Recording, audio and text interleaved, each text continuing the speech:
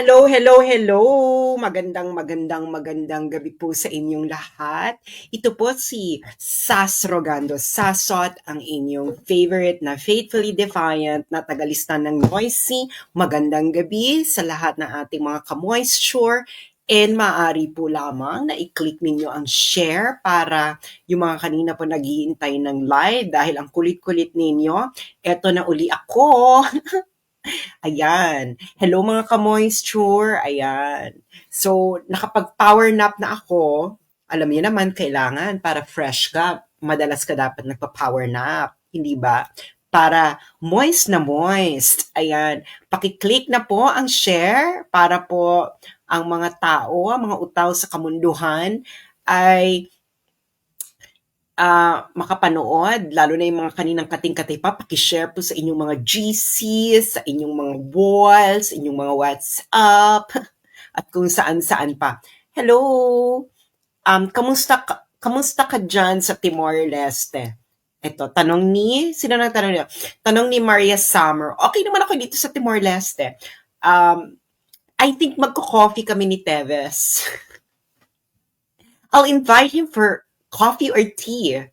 Hindi na kasama ang me kasi hindi kasama yun sa menu. Coffee and tea lang. So, ayun lang po. So, pero kamusta ang mga ka-moisture natin ngayong gabi? Hintayin po lang lamang po natin ang inyong mga classmates para isa na naman pong ang ating pag-aaral. Kailangan po at kailangan nyo uli ng 1/4 sheet of paper diagonal-wise para maiba naman. Hindi crosswise, hindi lengthwise, kundi diagonal-wise. Ayan. Ano na, kilik nyo na ang share. Okay, kamusta? Kamusta ang mga tao sa kinabuhi? Ayan. And to quote the wise words of Risa Ontiveros, salamat kaayo. Ayan. Okay, so present na ba ang lahat? Para syempre iba-iba na naman na ang mga kaganapan, hindi ba? Parang may sarili talagang mundo ang Pilipinas. Actually, yun ang gusto ko sa Pilipinas eh. Para tayo may sariling mundo, para tayo may sariling universe, para may sarili tayong creation story. Alam mo yon? Parang tayo lang ang anak ng Diyos. Charot. Parang, ewan ko is this an effect of lumalalalang bawat yugto ng sandali? Charot. Anyway, so alam nyo na ang drill dahil nakita nyo na ang madalas na gusto na nilang patahimikin ang mga Duterte-aligned vloggers sa Facebook. So, para hindi na ako makarinig na hinahanap niyo ako, etc. Pakiscan na po ang QR code na to or paki-screenshot para mamaya pagkatapos ng live na ito ay iscan ninyo or pakisulat sa papel yung asianscholar.substack.com dahil dyan nyo po ako matatagpuan. Paki-screenshot na po siya ngayon. Screenshot 1, 2, 3, 4, 5, 6, 7, 8, 9, 10. Okay. So, ayan. Bakit po dyan? Kasi po ang Substack po, ito po talaga ay ginawa talaga ito para sa mga writers, sa mga mahahabang magsulat, ganyan. And wala po itong shadow banning dahil kayo po ay magsusubscribe via email or via the app and diretso nyo pong mababasa ang aking content sa inyong email. So hindi na po kayo mag-aantay kung kailan lalabas ang aking content sa inyong mga news feed. So directly to your email, walang trolls dahil nga kailangan mo nang mag-register ng iyong email at hindi ka pwede mag-troll dahil madali kang mababan. Okay? And of course, troll-free reading experience because binabasa mo siya straight sa iyong email inbox. And of course, you can freely share it to your friends. Mas bongga nga kasi nga, mas personal and touch because you can forward it to the email of your friends or you can share it via your messenger, everything. So, wala talaga, hindi kayo, walang sagabal, hindi kayo masisensor. The government will not control what you're going to read in your emails, di ba? Kasi po sa Facebook, pwede po nilang makontrol ang algorithm at para makita nila kung anong pwedeng ma-push nila sa inyong newsfeed. So do it now, screenshot this or write asianscholar.substack.com. Marami na po ang nagmamigrate in order to follow me there. I have now subscribers in 163 countries. Thank you. Screenshot again. 1, 2, 3, 4, 5, 6, 7, 8, 9, 10. Okay. So, ano pag-uusapan natin? Siyempre, pag-uusapan naman natin ngayon ay ang mga travel advisory. Siyempre, init na init ang Philippine government sa travel advisory ng China about the Philippines. Okay. So, paano ko ba ipo-pull up ang safety reminder? Okay, safety reminder to Chinese citizens in or traveling the Philippines. Ayan. Siyempre, dahil China ang nag-issue talaga. issue talaga sa ating gobyerno, di ba? Because China, nothing keeps their panties so wet other than China. Di ba? So, basahin muna natin yung travel advisory ng China. Okay. So, kailan nila ito nirelease? Nirelease nila ito ng April 2 ng Embassy of the People's Republic of China in the Philippines. So ayan, ang sabi nila, safety reminder to Chinese citizens in or traveling to the Philippines. Ibig sabihin sa mga Chinese citizens na nasa or gustong mag-travel sa Pilipinas. Ang sabi dito ay, considering the recent unstable public security situation in the Philippines and growingly frequent harassment of Chinese citizens and businesses, witnessing more frequent occurrence of political assembly, protests, and demonstrations nationwide, Chinese citizens and businesses in the Philippines are faced with higher security risks. So, anong ibig sabihin yan? Ang ibig sabihin yan ay yung public security situation sa Pilipinas daw, sabi ng China, ay unstable. And dahil daw lumalaganap daw ang harassment ng mga Chinese citizens at businesses at napapadalas daw ang mga assemblies, protests at demonstrations sa Pilipinas, kaya pinapayuhan nila ang mga Chinese citizens at businesses sa Pilipinas na meron silang high security risks. Okay, meron silang high security risks sa Pilipinas. So, sino ang target dito ng China? Ang target dito ng China, ang sinasabihan niya, ang kanyang mga citizens. Of course, no? Ganyan talaga po ang gobyerno. Ganyan talaga ang gobyerno. Inaalagaan po nila ang kanilang citizens. So, ngayon, so nagbabala ngayon ang Ministry of Foreign Affairs of China at ang Embassy and Consulate of China in the Philippines na nasa Pilipinas na or gusto mag-travel sa Pilipinas na keep a close watch on local security situation and step up. Anyway, so these are precautionary measures. So, ayun pa, also remain vigilant against potential security traps and schemes. So, ayun, so this is like a soft warning. Hindi naman nila sinasabi sa mga citizens nila at businesses na wag na kayong pumunta ng Pilipinas. But of course, no, it has that same effect. Kasi syempre, kanino ka ba, kung ikaw ay isang citizen ng isang bansa at yung bansa mo ay binigyan ka ng public security alert about traveling to another country, syempre makikinig ka sa bansa mo. Hindi ba? Kasi ano nga ba naman ang alam mo, di ba? So, actually, ganun yun eh. Ganun talaga yun. You ask your country, safe ba mag-travel papunta ng isang bansa? Because yung embassy doon ng bansa na yun, isa yun sa kanilang tungkulin. Ngayon, alam nyo na. Isa yan sa mga tungkulin ng mga embassies na i-assess kung yung bansa ba na kung nasaan sila, yung mga embassies, ay safe, yung level security, safety, kasi kung ikaw citizen, ang una mong pupuntahan sa isang bansa na pinaka-connected ka ay yung embassy mo. Okay? So, ganun dito, this is just natural, this is just natural. It's just part of the job of any embassy in the world to actually alert and inform their citizens kung anong haharapin nila dun sa bansa na pupuntahan nila. Baka kasi hindi ito alam ng mga Pilipino. Dahil hindi po tayo sanay na pinoproteksyonan siguro tayo ng gobyerno. Anyway, so ngayon, ano na ang eksena dito? Ang eksena kasi dito, sinagot ito ng pulis. Sinagot ito ng pulis. Okay. Anong sagot ng pulis ng PNP? Ito April 3 sinagot nila. Sabi ng PNP nanindigang tahimik payapa ang bansa taliwas sa babala ng Chinese Embassy. So sabi nila nanindigan ng PNP na nananatiling tahimik at payapa ang bansa taliwas sa inilabas na advisory ng Chinese Embassy sa Pilipinas.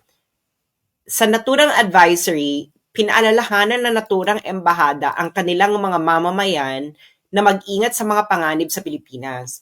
So anong mali dito sa sinabi ng PNP? Kaya nga hindi mo alam kung ano ba to, high school government pa to, no? Is this are we having a high school student council government?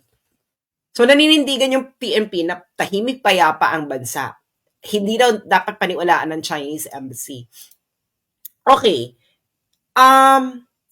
Yung security advisory ng China, directed yun sa citizen nila, hindi directed sa mga Pilipino. Dahil wala pong duty ang Chinese Embassy sa mga Philippine citizen dahil hindi naman tayo ang nagpapasweldo sa kanila. Sino nagpapasweldo sa Chinese Embassy? Chinese citizens. Again guys, may pop quiz tayo mamaya. Sino nagpapasweldo sa Chinese Embassy? Sino?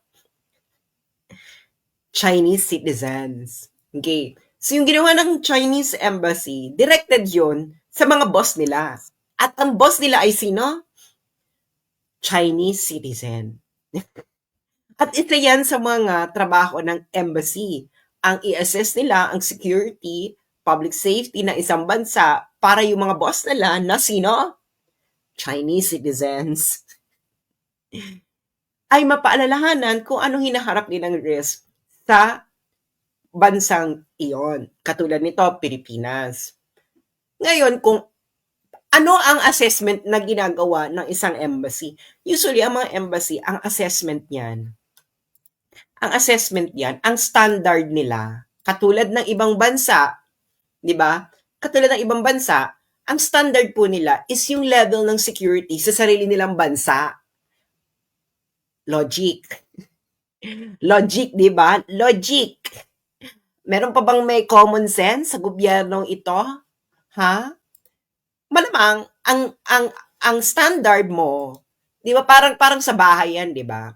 Alam 'to ng mga nanay, tatay at nanay. 'Di ba, yung mga nanay at tatay, talagang gina-guard nila yung safety at security ng bahay nila. Ngayon, syempre, ang standard mo ng security at safety, yung bahay mo mismo. Alam mo naman ang standard mo ng security at safety, yung kapitbahay mo, hindi ka naman doon nakatira, hindi ba? Common sense, di ba? Common sense. Again, guys, anong kailangan natin sa panahon ngayon? May pop quiz ito isulat mo sa comment section. Ano ang kailangan natin sa panahon ngayon? 2 words lang ito. 2 words? Gusto niyo ba ng charade? 2 words. First word. Second word.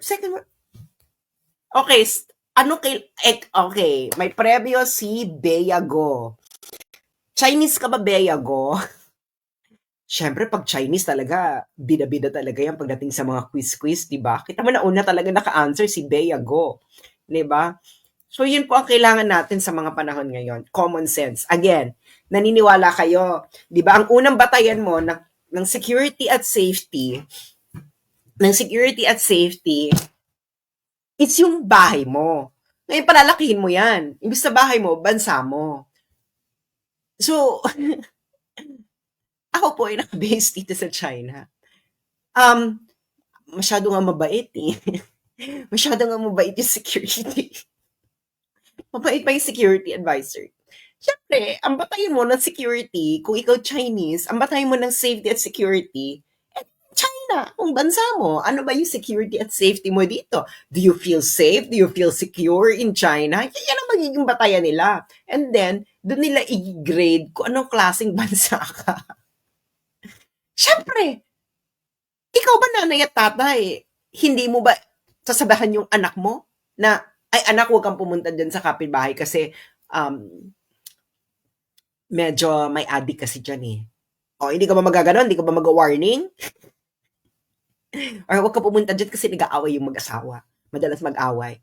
Baka maano ka. Hindi ba? Again, ano to? Common sense.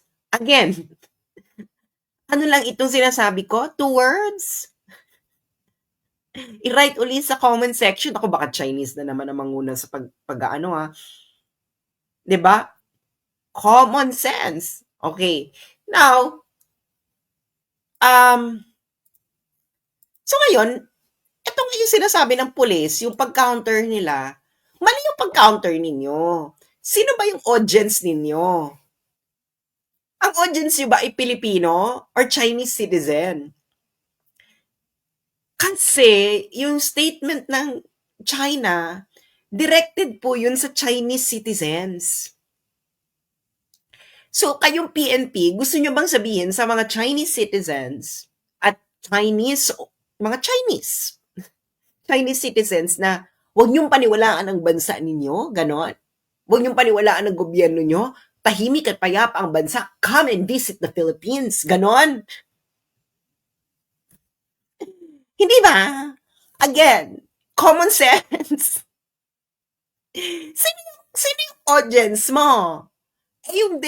Yung statement ng Chinese embassy, hindi naman directed yun sa mga Pilipino. Hindi ba? Ulitin natin. Hindi lang common sense ang kulang nito eh. Ang kulang din nito, reading comprehension.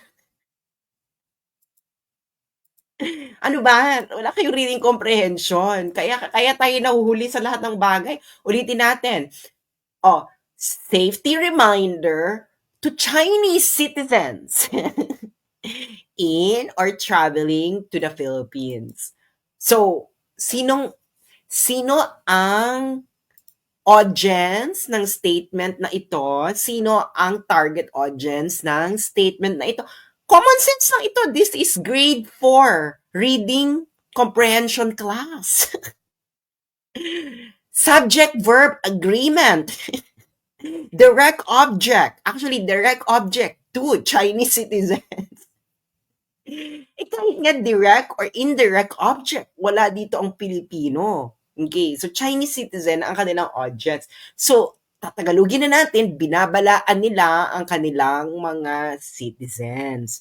Dahil nga, madalas daw ang pag-harassment. Okay, harassment ng mga Chinese citizen at mga businesses sa Pilipinas. Okay. So ngayon, itong sinabi ng PME, yung sinabi ng PNP, useless siya. Ngayon, bakit siya useless? Kasi, para ma-counter mo yung statement, dapat i-convince mo yung mga Chinese citizens. Bakit nga naman magkukonvince yung mga Chinese citizens? Hindi ka naman nila gobyerno. Siyempre, maniniwala sila dun sa binabayaran nila para proteksyonan sila. At yun yung Chinese government. Citizen, government. Ano ba ito? Para tayong grade. Ano ba ito? Para tayong reading comprehension, grade school level, parang grade 3, grade 4. Para tayo nagtuturo ng ano. Para tayo nagtuturo ng mga repeater. Okay. So, sample lang na doon yung PNP. Hindi po mga Pilipinong audience. Dapat ginawa yung Mandarin or in English yung man lang yan. Kasi wala naman silang pakialam eh. So kahit i-assure mo yung mga Pilipino na tahimik, payapa ang bansa, tahimik, payapa ang bansa, ang standard ng safety and security ng kahit sinong bansa mag-i-issue ng safety and security sa kanilang citizens sa papunta sa ibang bansa ay yung bansa nila mismo. Okay. So, pupunta ngayon tayo sa ibang bansa, no? Hindi lang naman kasi China ang may mga travel advisory. Kaya halimbawa, ang pinakahuling travel advisory ng United States sa Pilipinas ay yung no May 16, 2024. Ibig sabihin na hindi pa ito nagbabago. Yung security situation na yon is pareho pa rin. So, ito yung sa United States. Okay, United States. Okay. Exercise, so travel advisor ito ng United States. Ito yung pinakahuling travel advisory nila. Ibig sabihin, hindi pa nagbabago yung situation after nito. Kasi usually, pag nagbago na yung situation, magbabigay sila ng bagong travel advisory. Pero since ito yung huli, ibig sabihin, ito pa rin yung assessment nila. So, sino nag-advise nito? It's the US Department of State, Bureau of Consular Affairs. Ibig sabihin yan ang equivalent ng Ministry of Foreign Affairs ng China, and yun din ang equivalent ng Department of Foreign Affairs. Okay, so learn about your destination. Sino ang target ng US sa kanilang security assessment na ito? US citizens. Bakit? Kasi yung US Department of State, ito po ay ahensya ng US government. Sino po ang papasweldo sa US government? Kundi, US citizens. Punyeta, para talaga nagtuturo ng repeater. So ngayon, ano ngayon yung advice ng US government through its US Department of State na isang na katumbas ng Chinese Ministry of Foreign Affairs sa mga US citizens? Exercise increased caution to the Philippines due to crime, terrorism, civil unrest, and kidnapping. Again, ito ang advice ng US government sa kanilang citizens. Exercise increased caution to the Philippines due to crime, terrorism, civil unrest, and kidnapping. So, travel advisory ng US Department of State. Okay. Sa mga katoto,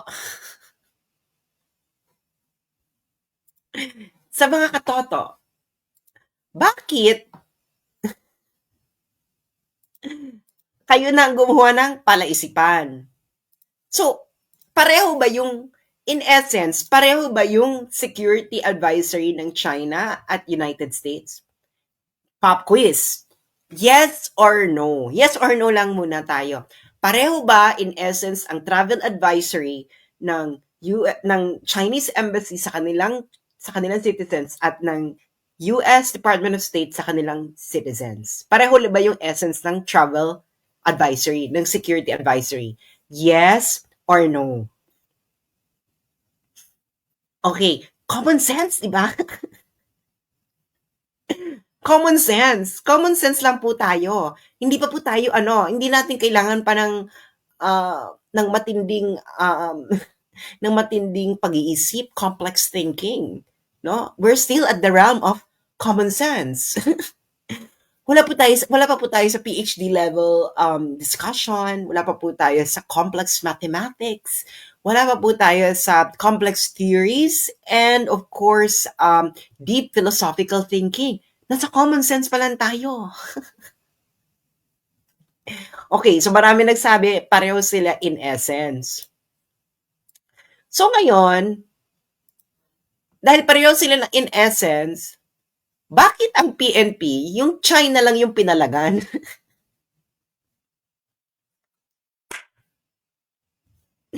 Yung US, kailan man nag-issue yung US?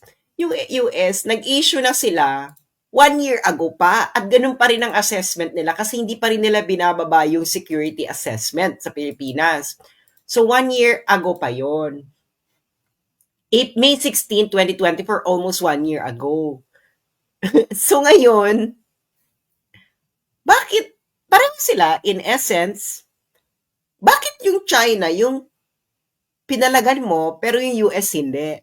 Pupuwede ba yun? Dapat papalagan mo pareho kasi pareho sila in essence. Na na warning. Pareho sila nag-warning sa citizens nila na increased about the security sa Philippines.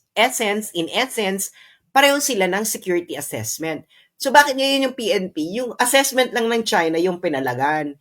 Bakit yung assessment ng US hindi nila pinalagan? So bakit? Baka manganig ba ang mga US visa? Mga little brown Americans?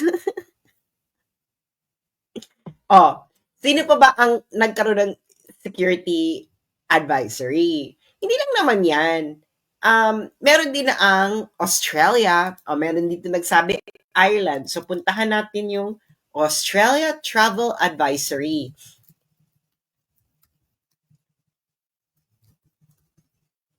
Australia Travel Advisory. Okay. Australian Embassy in the Philippines.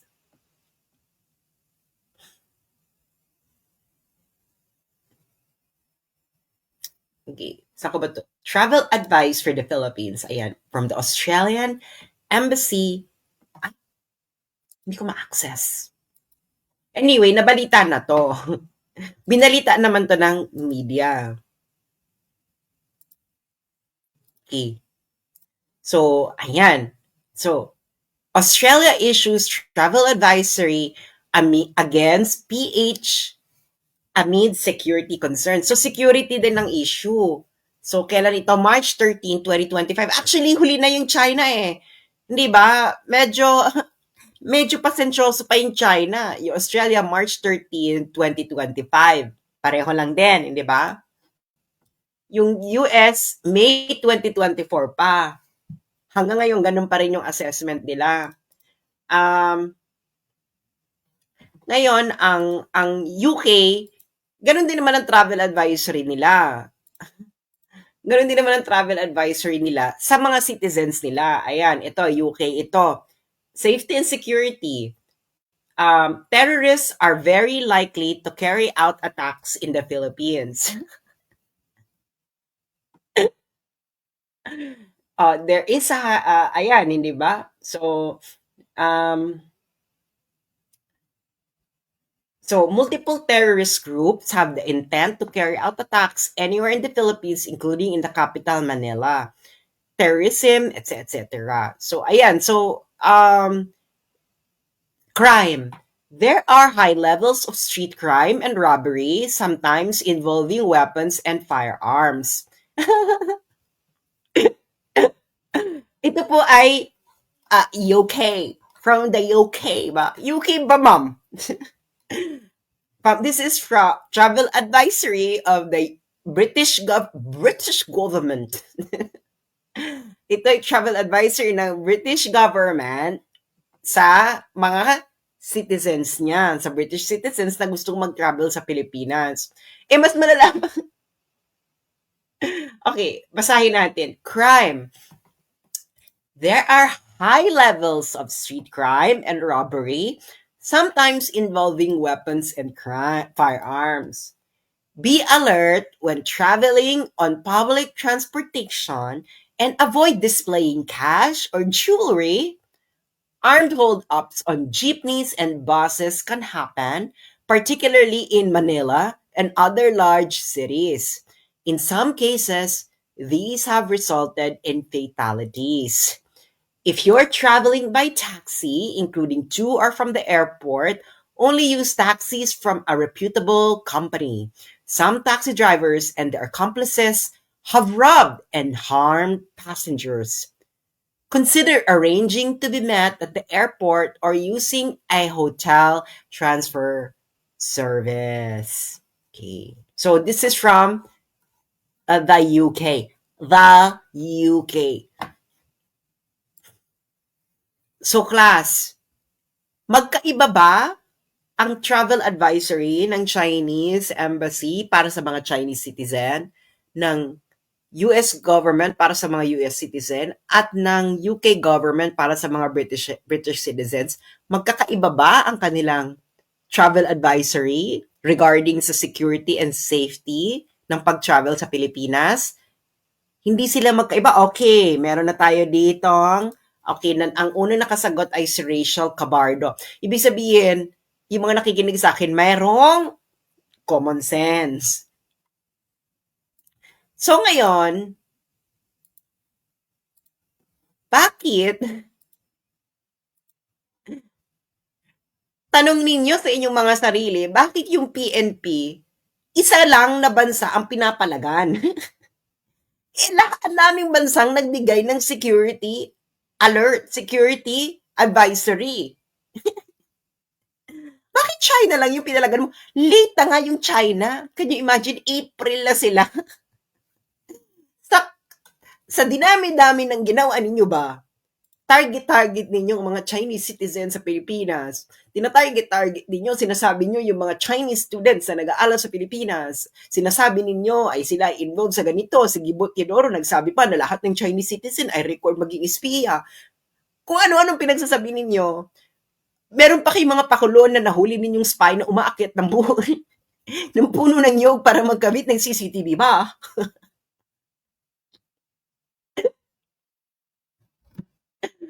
At anik-anik, tapos maluloka kayo na, oh my God, bakit naman yung China nag-issue ng Chinese ng advisory sa kanilang mga citizens na hindi safe sa Pilipinas? E gaga pa na kayo. Ba kayo talaga? Adik ba kayo? Adik na adik eh, no? Alam mo yung mga adik, hindi nila alam yung ginagawa nila is nakakasama na nalalagay na nila sa panganib yung ibang tao. Tapos, pag sinabihan mo yung adik na, hoy, nilalagay mo kami sa kapahamakan, anong madalas na reaksyon ng adik? Anong madalas na reaksyon ng adik? Pag sinabi mo sa isang adik na hindi niya alam na nilalagay niya na yung buhay mo sa peligro, bigyan mo sinabihan na, oy, nalalagay mo na sa peligro ang buhay ko.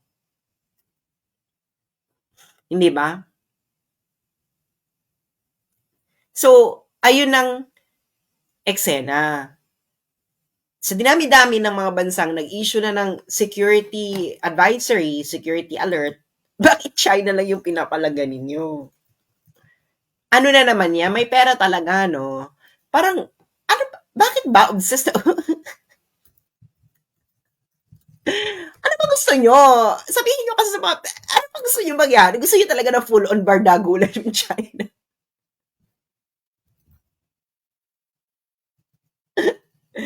O meron daw ang Ireland Security Advisory, Philippines. Hanapin natin. So meron ng Australia, meron ng US, UK, China. Philippines Travel Advice. Okay. Okay. Ireland. Meron daw Ireland. Okay. Security Advisory of Ireland. Para kanino uli ang security advisory ng Foreign Affairs ng Ireland para sa kanilang citizen? Okay. Travel advice nila sa kanilang mga citizen. Safety and security. Okay. Ireland po ito. Ireland. Okay, we advise against all travels to BARM, areas of Southwest Mindanao and the Sulu Archipelago, and advise a high degree of caution to reminder of Mindanao and the south of Cebu province. Up to and including the municipalities of Dalaguete and Badian. If traveling to the Philippines, visitors should always keep themselves informed of what's going around. Ano ba yan? Ano nangyari? Hindi ko kasi tinanggap yung cookie. Avoid demonstrations and public gatherings which can sometimes turn confrontational. The Philippines Bureau of Immigration has specially warned foreign nationals against participating in public protests and political rallies. There is a risk of terrorism in the Philippines. Okay? Actually, pareho lang ito ng advisory ng UK. kasi nag-share sila. So, ayan, crime. There's a high level of violent crime including gun crime. Ireland po ito. Ireland po ito. Ireland po ito. Ireland. Hindi po to China ha. Baka magalit naman kayo sa China. Ireland at uh, still current at April 7, 2025. So, puntahan natin. Ireland. Okay. So, kidnapping. There is a threat from kidnapping, particularly in the southern Philippines. Kidnapping could occur anywhere, including on coastal and island resorts and on dive boats and sites in the Sulu area. Foreigners have been targeted in rural, urban, and coastal areas in the past. Crime. There's a high level of violent crime, including gun crime. Akala ko ba safe? Anyway, criminal gangs sometimes use terrorist tactics like kidnapping. Explosions attributed to criminal organizations have caused fatalities. There is a high incidence of street crime and robbery. Some taxi drivers and their accomplices have robbed and harmed passengers. Be particularly vigilant when traveling on public transport. Armed hold-ups have occurred on jeepneys and buses. In some cases, these have resulted in fatalities.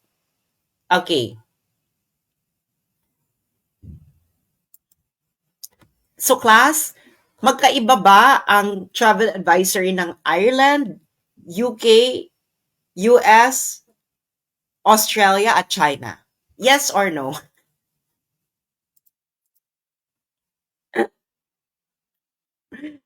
Magkaiba ba ang travel advisory ng mga bansang yan directed towards their citizens na gustong pumunta sa Pilipinas at mag-visit? Yes or no? No. Kaya nyo nasabing no dahil may common sense. So ngayon, paki-explain, bakit isang travel advisory lang yung pinapalagan nila? So, kung hindi mo pinalagan yung iba, ibig sabihin, you accept it. Hindi mo pinalagan eh. You accept it.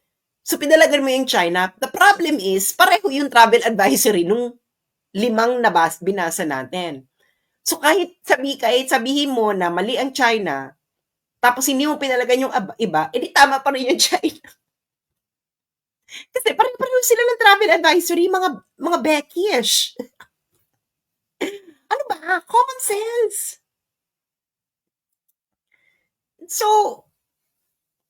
ayun lamang po ang ating ang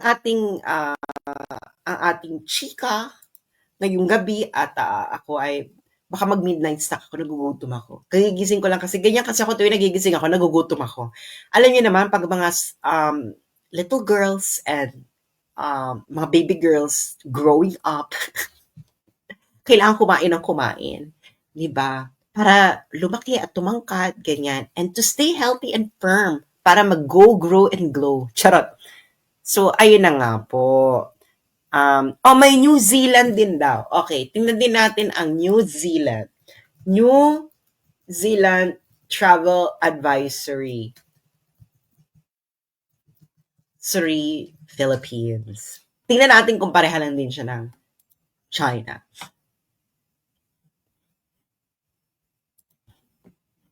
Okay, eto na.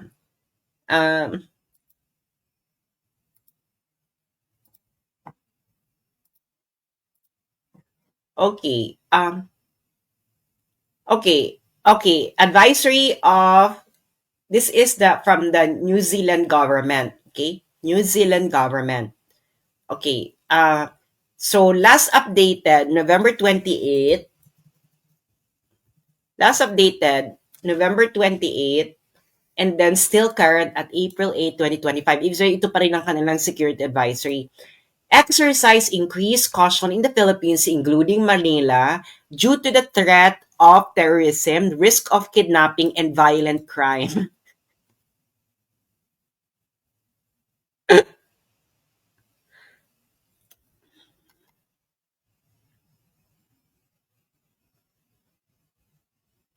Okay. Okay, to other things that Zealanders traveling or living the Philippines should be aware of. Crime watch out for petty crimes such as theft and drink spiking, especially in urban centers and at night. Gun ownership is widespread and poorly regulated. Kidnapping. There is an ongoing threat of kidnapping throughout the Philippines on land and at sea. Civil unrest, demonstrations, and protests are common and occasionally cause transport issues. Okay, crimes. Petty crimes such as bag snatching and pickpocketing occurs often in the Philippines and is particularly common in tourist areas, in large cities, and on public transport. We advise New Zealanders to be alert to their surroundings at all times. There have been incidents of drink spiking followed by robbery and assault reported in the Philippines.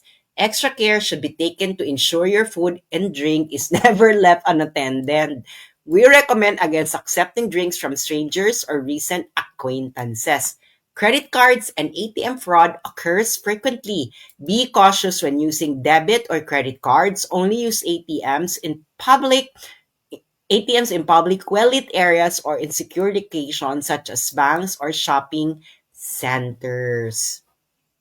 Yan po yung sa New Zealand. O again ilan ang binasa ko na security? New Zealand, Australia, UK, Ireland, US, China, anim na. Magkakaiba ba yung anim na security alert, security advisory na binasa ko? Are there different or are they essentially the same? The same warning towards their own respective citizens. Magkakaiba ba ang kanilang assessment? No. No, hindi ba? So again,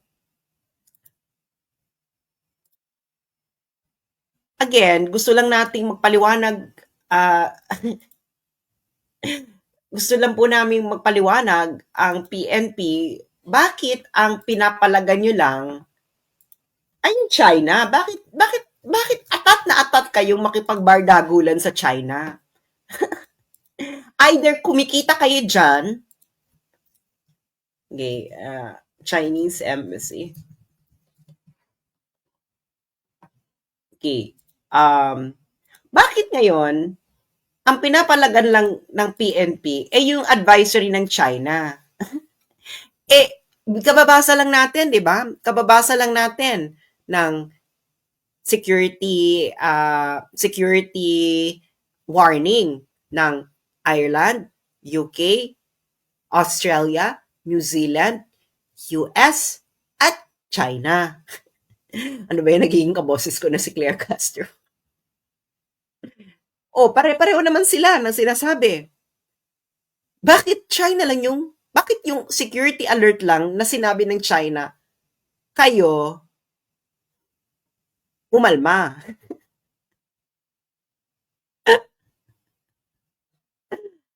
Okay, PNP, kababasa lang namin. Ayan, may document straight from the Department of Foreign Affairs ng UK, Ireland, US, Australia, Ireland, at China. Kababasa lang namin. Ay, meron pa daw, isa pa daw, dagdagan pa daw natin. Canada. Canada Travel Advisory to Philippines. Ito. Meron din daw, Canada din daw, sabi ng mga Canadian citizen. Mga taga-Canada. Okay. This is from the Canadian government. Government of Canada. Last updated March 18, 2025. Exercise a high degree of caution. Okay. Safety and security. Extremists have been active in southern Philippines for several years. Although local authorities have demobilized some of violent extremist groups in the recent years, there's still a risk of terrorist attacks and kidnapping. Okay, ayan. Alaya na naman, Mindanao na naman. There is a risk of being in the wrong place at the wrong time. The Government of Canada ability to provide consular assistance is limited if you get stranded in this area. If you traveled in the southern Philippines, despite the advisory, remain indoors, beware of your surroundings, etc., etc. Terrorism. There is a threat of terrorism in southern Philippines. Okay. So, terrorism, kidnapping. There is a threat of kidnapping across the country, including Metro Manila. Okay. Crime. Crime remains a serious concern throughout the country. Violent crimes such as armed robbery, sexual assault, and murder occur regularly. Gangs are active, including in Metro Manila. The possession of guns and other weapons is common and poorly regulated. Arms trafficking is a significant problem throughout the country, and criminals have attacked foreigners, even in wealthy neighborhoods. Be aware of your surroundings at all times. Avoid showing signs of affluence. If threatened by robbers, don't resist. Petty crime. Petty crimes such as pickpocketing, swarming, and bag snatching occurs especially in urban areas. So meron din silang warning against spiking, etc. At ito po again ay mula sa travel advisory ng Canada para sa kanilang mga citizens na papunta ng Pilipinas. So, bilang pagtatapos, may pinagkaiba ba ang security warning ng Canada, UK, New Zealand, US, Ireland, China at New Zealand? Magkakaiba ba? Are they different? Wale. So, yung PNP, bakit isang travel warning lang yung pinapalagan ninyo? Ang daming, pare-pareho ng assessment yung mga bansang yon. Bakit isa lang yung pinapalagan ninyo?